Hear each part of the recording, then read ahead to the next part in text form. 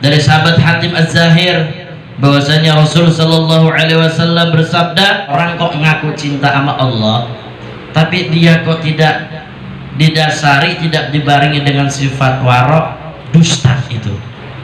Ya, kita ngaku cinta nggak ente sama Allah, cinta tapi maksiat jalan.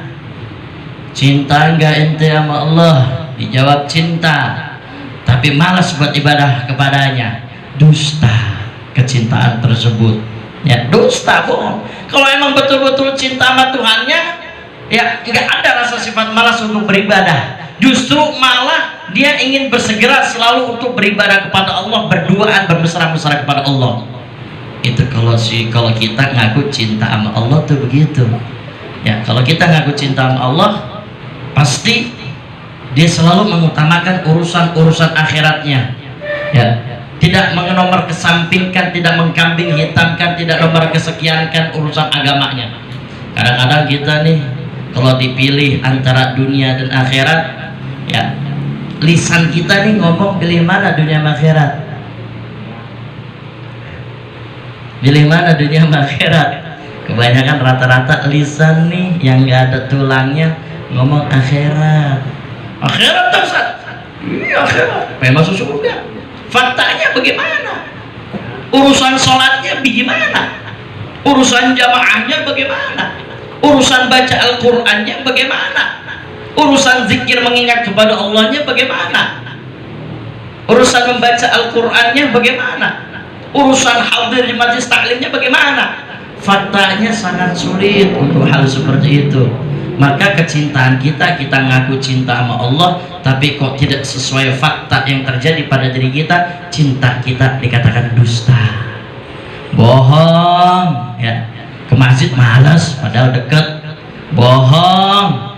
Nggak pernah sholat jamaah padahal di samping masjid, bohong. Ente cinta sama Allah, ya maksiat jalan terus, ibadahnya nol, bohong. Ente cinta sama Allah, Al-Quran satu huruf pun gak dibaca. Satu huruf pun gak dibaca itu Al-Quran. 3 huruf dah, alif lam mim, udah cukup. Shadaqallahul azim. Boro-boro, ya boro-boro. Malam Jumat yasinan ke masjid, ora deket masjid ke masjid, ke musola misalkan. Iya, boro-boro gitu ya. Itu kita berarti cinta kita itu dusta ya. Kalau betul-betul kita cinta sama Sang Khalik, Sang Pencipta, dia selalu bersegera untuk mengutamakan urusan akhiratnya, mengesampingkan urusan dunianya sementara. Urusan akhirat dulu, Allah lagi manggil nih, azan, sholat, bergegas untuk sholat, jangan ntar ya kayak begitu. Kita cinta sama Allah, Al-Qurannya nggak pernah dibaca. Kita cinta sama Allah, sholatnya nggak dilaksanakan. Maaf, beribu-ribu maaf ya.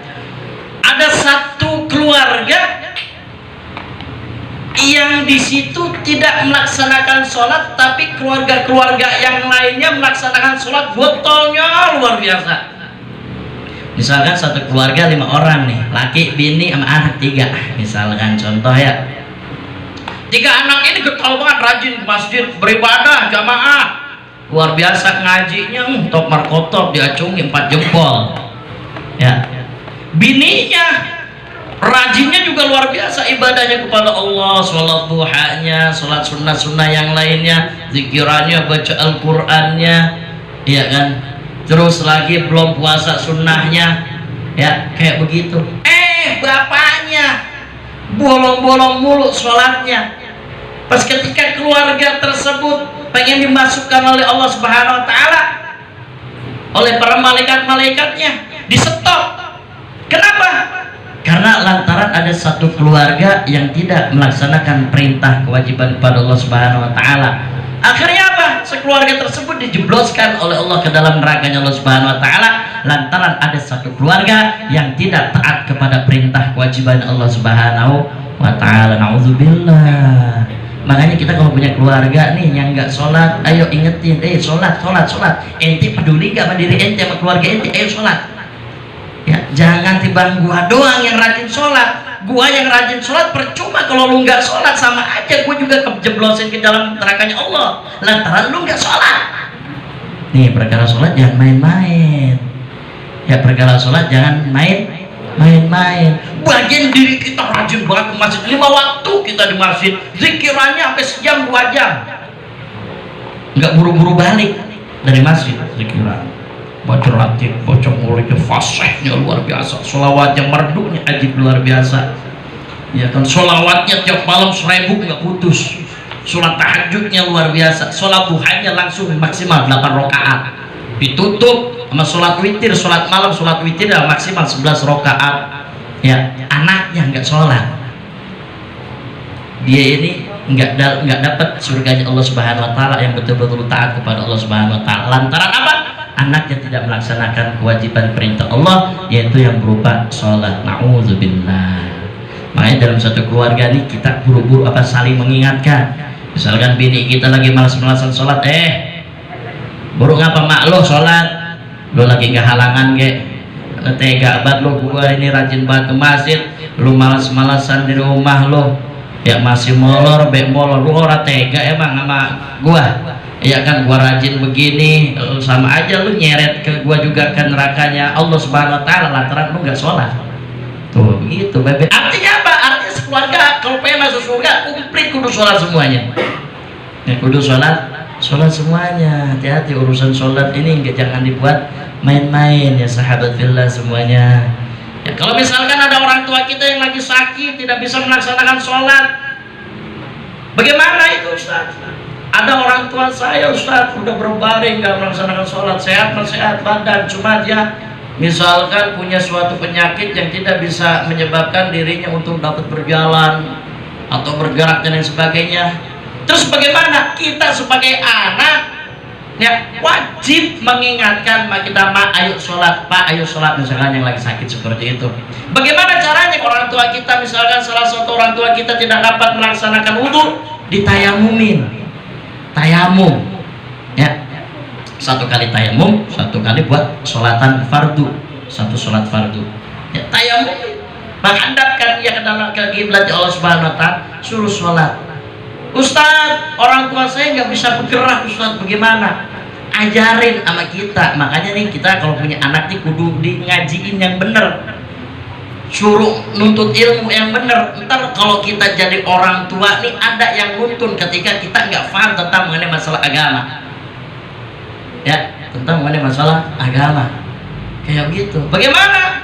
Nggak bisa wudhu, udah ditayamumin tapi nggak bisa gerakan-gerakan sholat seperti kita Ustaz, bagaimana? Ya cukup di dalam hati saja atau menggunakan dengan isyarah kedipan mata. Kita udah menghadapkan orang tua kita ke kiblat, kita taruh bantal di kepalanya lebih agak tinggi supaya menghadap ke kiblat.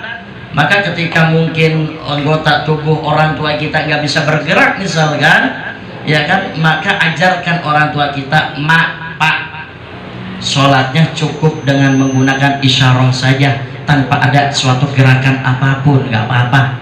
Begitu. Allah dalam hati, Allah Akbar. Sholat, Bismillahirrahmanirrahim, Alhamdulillah, ya, terus baca suratannya, surat pendek aja. Terus rukunya bagaimana? Cukup dengan kedipan isyarah aja. Kalau memang betul-betul kita nggak bisa bergerak orang tua kita. Ya kayak begitu. Sujudnya bagaimana? Cukup berbaring seperti itu saja. Niatkan dalam hati kita sujud untuk mata isyarah. Niatkan dalam hati untuk kita bersujud. Cukup seperti itu. Ajarin. Sesakit parahnya apapun orang tua kita, masih tetap orang tua kita wajib melaksanakan sholat. Ya wajib melaksanakan sholat. Ya kita nih masih sehat nih, insya Allah ya, masih diberikan kesehatan oleh Allah ya, masih bisa sempurna gerakan-gerakan sholatnya.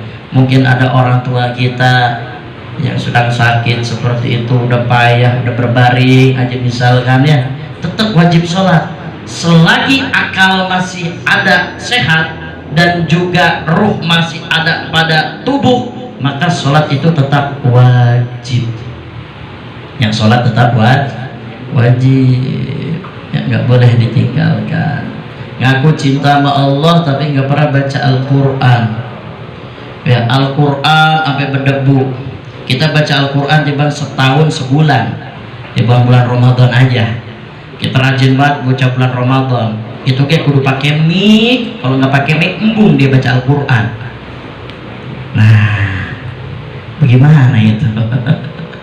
Ya itu artinya sama aja ria. Ya, kita baca Al-Quran cuma ada di mic doang. Wah, suara si Arno lagi ngaji. Apalagi sambil direkam gini. Jangan sambil live atau lain. A'udzu billahi minasyaitonir. Wah, mantap banget ya. Luar biasa itu ya. Ya Allah. Ya, jangan begitu ya. Satu langkah kita mau masuk ke dalam surganya Allah, stop kita amal Quran.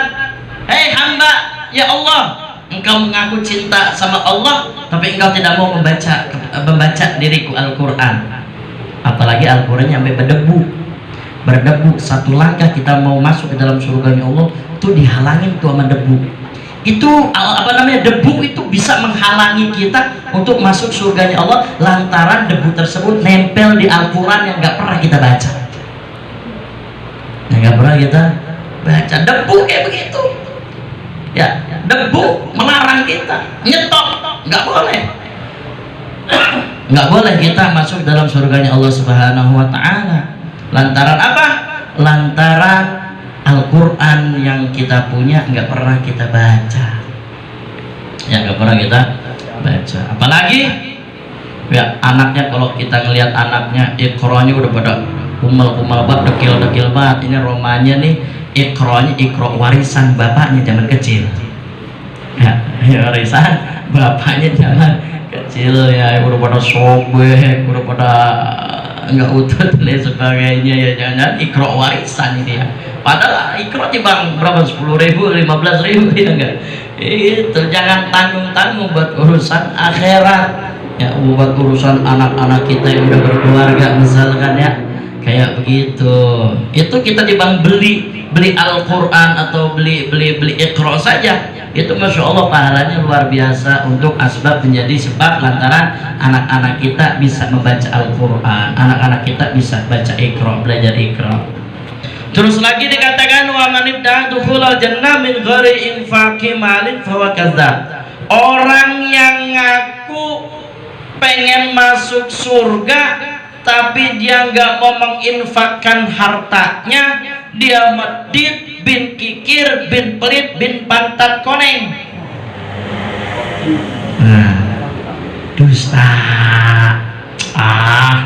Lu mau nggak masuk surga? Oh, puasa. Mau, sangat bagus sekali ya. Lu pelit, nggak mau sedekah, nggak mau infak. Nah ini dusta ya. Pengen masuk surga tapi nggak menginfakkan hartanya, nah itu dusta ya. Salah satu di antara asbab seseorang masuk dalam surganya Allah lantaran karena seseorang tersebut itu bersedekah. Ada suatu kisah ya, ada seorang kiai sengaja di gunung atau di perbukitan ini, beliau ini ngelempar biji pepaya, biji jagung, dilemparin sengaja, lemparin manapun dia punya tanah lega atau enggak perbukitan ya, dilemparin tuh biji paya, biji jagung, gabah dan lain sebagainya. Tujuannya buat apa? Tujuannya buat kalau misalkan ada seseorang yang naik ke bukit atau seorang musafir lewat tersebut, dia mengambil payanya. Nah ini kan buat sedekah ya, buat sedekah. Atau enggak ada binatang misalkan monyet yang lagi kelaparan, kebetulan melihat pohonan hasil daripada sebaran biji kita ya, biji hasil sebaran kita. Nah diambil tuh sama monyet pisangnya atau enggak pepayanya dan buah-buahan yang lainnya, tuh sedekah monyet. Sehingga dengan lantaran sedekahnya tersebut ia dimasukkan oleh Allah ke dalam surganya Allah Subhanahu wa Ta'ala, bukan lantaran karena ibadahnya yang luar biasa, bukan lantaran karena puasanya yang luar biasa, bukan lantaran karena melek malam ibadah malam yang luar biasa, tapi masuk surganya karena lantaran sebuah sedekah kepada binatang. Hal sepele padahal, makanya kalau hal sepele sebaik sekecil apapun hal kebaikan, kalau bisa kita kerjain tuh. Hal sepele aja, ada batu di tengah jalan, di pinggir jalan, tengah jalan, batu itu agak gede, sekiranya bisa mencelakai pengendara lain, kita singkirin tuh batu. Itu masya Allah luar biasa pahalanya loh. Hal sepele itu seperti itu. Kita ngeliat paku di pinggir jalan, kita ambil tuh paku, ya kita ambil tuh paku, kita singkirkan untuk supaya orang lain atau pengendara lain tidak dapat membahayakan pengendaraan lainnya. Kopi udah datang, gue ini belum kelar ya, jadi ngopi nih ya. Ya tapi nggak apa-apa aja biar orang ngantuk kira-kira ya, gitu ya. Masya Allah, syukran. Terus lagi dilanjutkan terakhir, orang yang ngaku cinta sama Nabi tapi dia tidak mengikuti sunnahnya Nabi, orang tersebut dusta. Ya, cinta sama Nabi, lu cinta nggak sama Nabi? Oh cinta banget. Orang kalau betul-betul cinta sama seseorang, pasti apapun yang dikatakan seseorang yang kita cintai tersebut kita turutin. Ayo nggak kira-kira? Kita punya demenan nih, demenan kita ini bilang begini, ayang beb jangan begitu, ngapa? Kurangin rokoknya, jangan ngerokok mulu, entong begadang baik ya. Demi ayang beb tersebut pasti kita usahakan semaksimal mungkin, ya nggak kira-kira? Lah iya, demi ayang beb itu, wah iya ayang beb siap, saya akan mengurangi rokok saya, begitu kira-kira ya. Itu tanda cinta yang betul tuh begitu ya.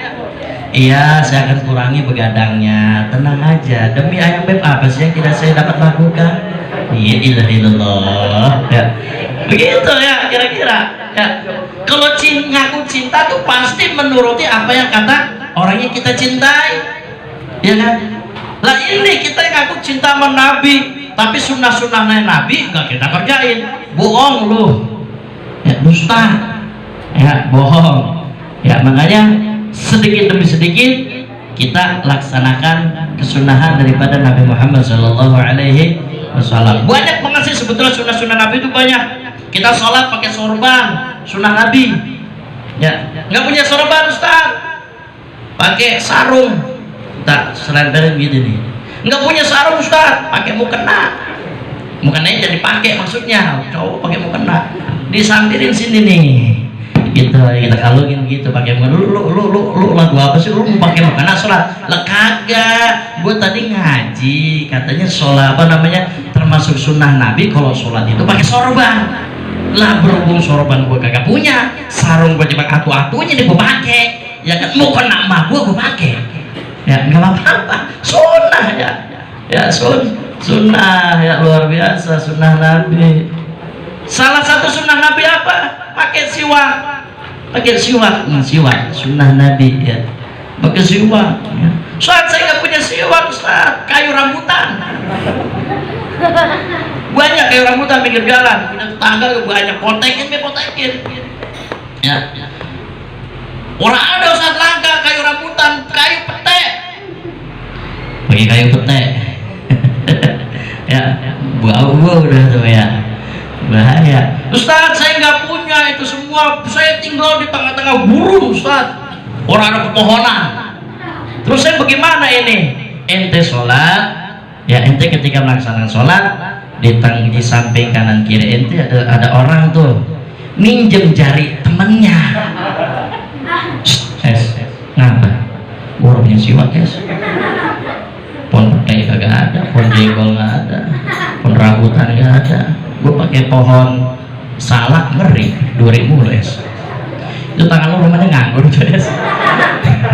Nganggur itu. Gue pinjam bener apa buat siwakan begitu. Lah kalau temennya itu orang apa ya, dapat pahala kita, niatin siwakan ya, niatin siwakan dapat pahala kita ya. Sholat dengan satu siwakan sebanding lebih utama daripada kita melaksanakan sholat 70 rakaat dengan tanpa siwak. Tuh, kita siwakan nih, kita siwak ya. Itu sholat, satu sholatan ini lebih utama daripada mengerjakan sholat sunat 70 rakaat nggak pakai siwak? Pilih mana tuh? Pakai siwak ya. Kalau teman kita merasa jijik buat jigong kita, misalkan ya, pakai baju. Contoh, apa? Ya, itu nggak apa-apa, dapat kesunahan. Ya dapat kesunahan. Siwak nggak punya, ya kan, pepohonan di pinggir rumah kita nggak punya juga. Kita minjem tangan teman kita kagak boleh, katanya lu bujui buang lu ah. Sikat gigi bang setahun sekali, wayang bulan suro, udah kayak mandiin keris, setahun sekali tiap anggar bulan suro. Bulan Muharram, ya kan, ya Allah, kayak gitu. Pakai baju, anak kadang begitu. Kalau lupa bawa siwak, ya kan, anak pakai sorban. Kalau nggak pakai baju anak, ya, nah itu dapat kesunahan. Ya, ngaku cinta sama Nabi, tapi kita nggak mau melaksanakan sunnah-sunnahnya Nabi, dusta. Ya. Jangan salah, pakai cincin juga hukumnya sunnah. Cuma cincin yang terbuat dari besi atau dari perak nggak masalah. Tapi jangan pernah kita sekali-kali yang cowok nih pakai cincin yang terbuat dari emas, nggak boleh. Pakai kalung emas juga nggak boleh. Ya hukumnya haram bagi cowok ya, kayak begitu, nggak boleh. Pakai cincin di sunnah Nabi.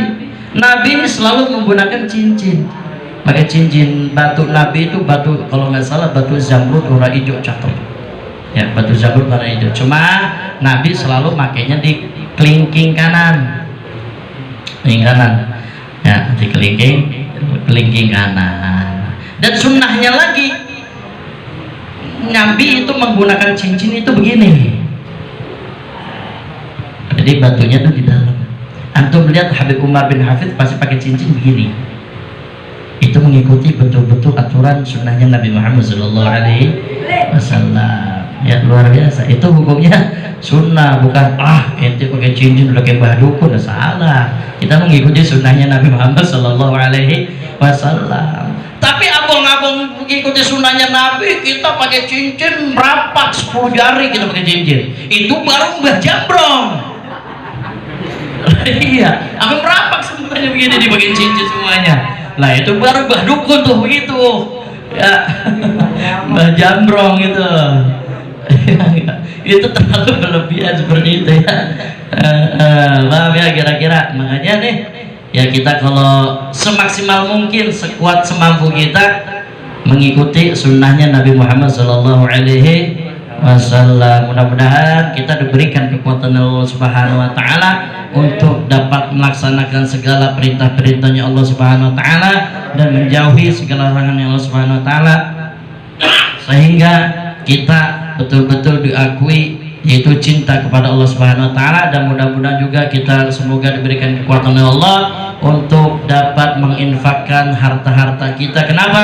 Karena sebagian rezeki kita itu ada rizkinya orang fakir miskin. Sebagian rezeki yang kita peroleh, yang kita dapatkan itu ada hak orang miskin. Makanya kita kalau punya rezeki, kasih sedikit meskipun sedikit anak orang yatim piatu, panti jompo, ya orang yang udah tua, orang fakir, orang miskin, itu ada sebagian harta untuk mereka ya.